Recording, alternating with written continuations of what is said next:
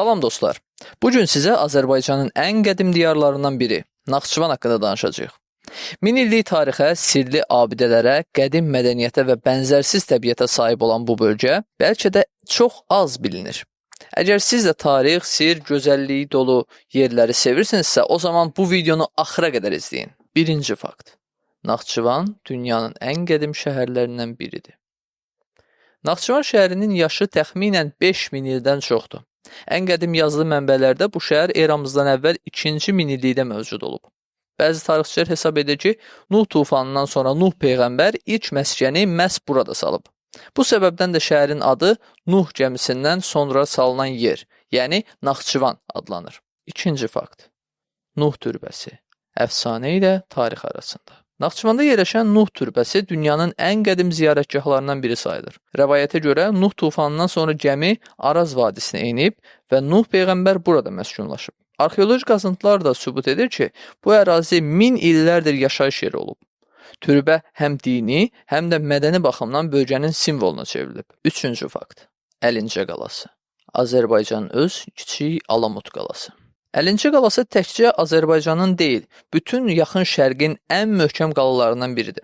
10-cu əsrdən etibarən strateji hərbi istehkam kimi istifadə olunub. Ən məşhur hadisə, Teymurun ordusu bu qalaya 14 il ərzində hücum etsə də ala bilməyib. Buna görə də Əlincə qalası azadlıq simvolu adlanır. Qalanın yamacındakı pilləli yol və daş divarlar hələ də heyranlıq doğurur. Dördüncü fakt. Duzdağ. Təbii müalicə möcüzəsi.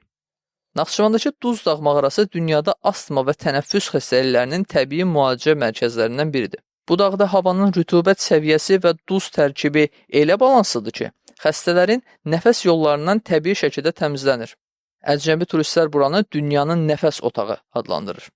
Duzdağ həm də qədim zamanlardan duz çıxarma yeri olub. Burada duz hasilatı 1000 ildən çoxdur ki, davam edir. Beşinci fakt. Möminə Xatun türbəsi. Memarlıq incisi.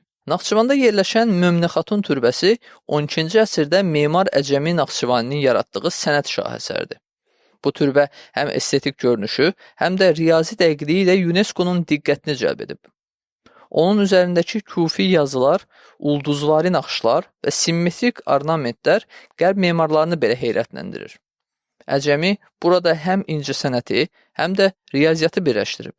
Türbənin bu qədər illərdə dağılmamasının da elə onun dahilinin sübutudur. 6-cı fakt. Batabat gölü. Üzən ada möcüzəsi. Naxçıvanın dağlarında yerləşən Batabat gölü bir təbiət möcüzəsidir. Bu gölün ortasında üzən ada var. Bu ada illər boyu suyun səviyyəsinə uyğun olaraq yerini dəyişir. Elmi baxımdan bu torf qatının suyun üzərində qalması ilə izah olunur. Amma yerli xalq hələ də buna möcüzə gölü deyir.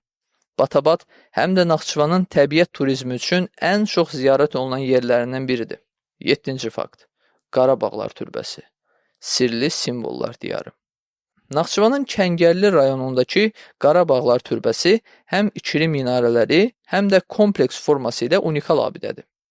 Türbənin üzərində ornamentlərdə qədim türk və İslam simvolları birləşir. Bu abidənin kimə aid olduğu tam bilinmir, amma ehtimallara görə o da Əcəmi memarlıq məktəbinə daxildir. Qarabağlar türbəsi həm Naxçıvanın, həm də ümumiyyətlə Azərbaycanın qədim memarlıq gücünün simvoludur. Gördüyünüz kimi Naxçıvan təkcə bir diyar deyil. Bu, tarixin, elm və təbiətin qovuşduğu yerdir. Burada hər daş, hər bina, hər dağ bir hekayə danışır. Əgər siz hələ Naxçıvana getməmisinizsə, bilin ki, o sadəcə bir bölgə deyil. O, Azərbaycanın ən qədim nəfəsidir. Bu videonu bəyəndinizsə, kanala abunə olun, bəyən düyməsini basın və növbəti videolarda Azərbaycanın digər sirli güşələrini bir işlə kəşf edək.